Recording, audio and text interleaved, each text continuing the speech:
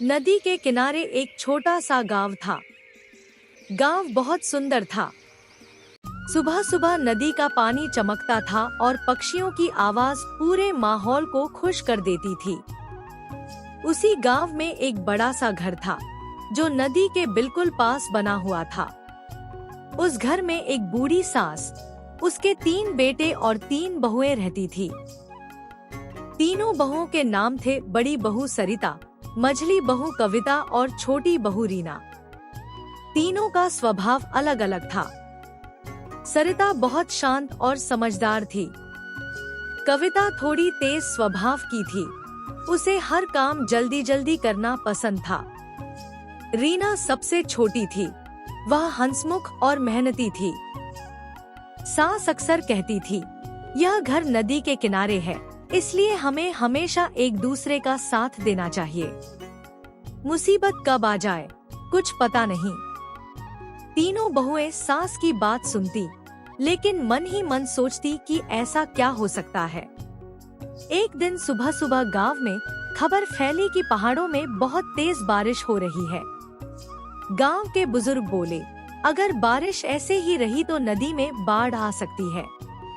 यह सुनकर गांव के लोग घबराने लगे। कविता बोली, अभी तो पानी शांत है, इतनी चिंता क्यों? लेकिन रीना ने बड़ी बहू का साथ दिया।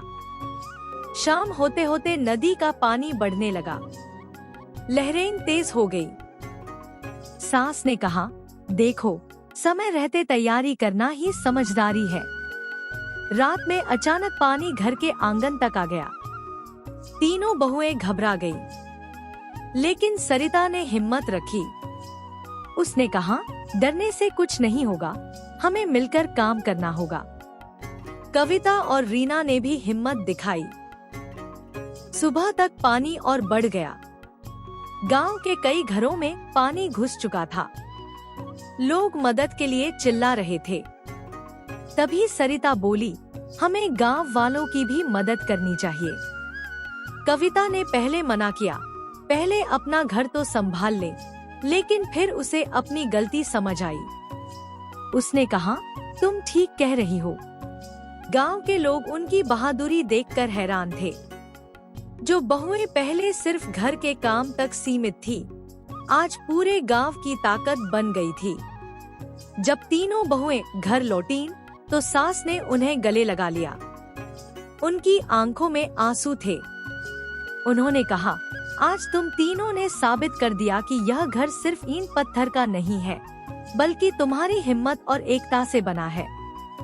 कविता को अपनी पहले वाली लापरवाही पर शर्म आई। उसने सरिता से कहा, दीदी, अगर आप पहले तैयारी न करती तो हमारा बहुत नुकसान हो सकता था। रीना मुस्कुराते हुए बोली, और अगर हम तीनों साथ न होते तो शायद हम इतना बड़ा काम नहीं कर पाते। कुछ महीनों बाद गांव में फिर से शांति लौट आई। नदी का पानी फिर से साफ और शांत बहने लगा।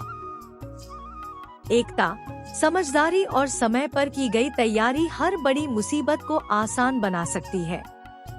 परिवार में प्यार और सहयोग ही सबसे बड़ी ताकत है।